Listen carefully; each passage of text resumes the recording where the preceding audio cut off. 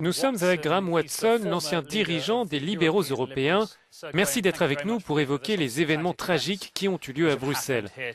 Tout d'abord, quelle a été votre première pensée lorsque vous avez entendu cette information?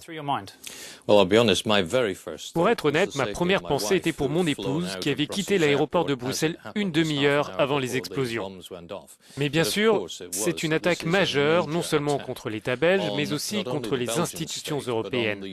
Cela s'est produit à un jet de pierre du siège de l'OTAN, de la Commission européenne, du Parlement européen et dans le cas de la bombe dans le métro, juste à côté d'un ministère belge. Quand vous étiez député européen, vous avez participé à l'élaboration de règles juridiques. Comment l'Europe doit répondre? Car la question est de trouver le bon équilibre entre droits fondamentaux et la lutte contre le terrorisme. C'est une question importante et il faut trouver le bon équilibre. Lorsque je présidais la Commission Justice et Affaires intérieures du Parlement, j'ai travaillé au moment du 11 septembre sur un rapport qui soulignait ce que nous devions faire contre le terrorisme. Nous appelions les gouvernements à travailler ensemble et à partager leurs informations.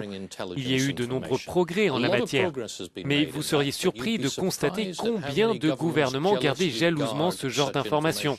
Nous pourrions faire beaucoup plus en matière de renseignement, de coopération judiciaire et policière pour essayer de protéger plus efficacement nos concitoyens.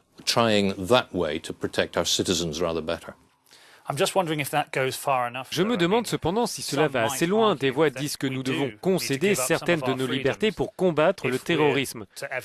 Dans les aéroports américains, on observe que les mesures de sécurité sont plus lourdes qu'en Europe.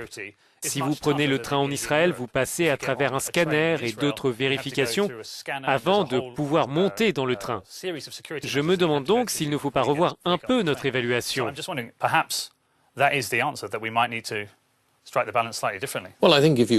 Je pense que si vous regardez les discussions gouvernementales à l'échelle européenne, ce que le Parlement européen envisage sur les contrôles frontaliers qui entreront en vigueur autour de l'espace Schengen, vous verrez que c'est en train de se produire en partie. Il y a beaucoup plus de contrôles automatiques aux frontières maintenant. Mais il faut trouver l'équilibre entre la liberté de circulation des citoyens et le droit de vivre dans une société libre, tout en assurant le maximum de protection aux personnes contre le terrorisme. Graham Watson, thank you very much for joining us.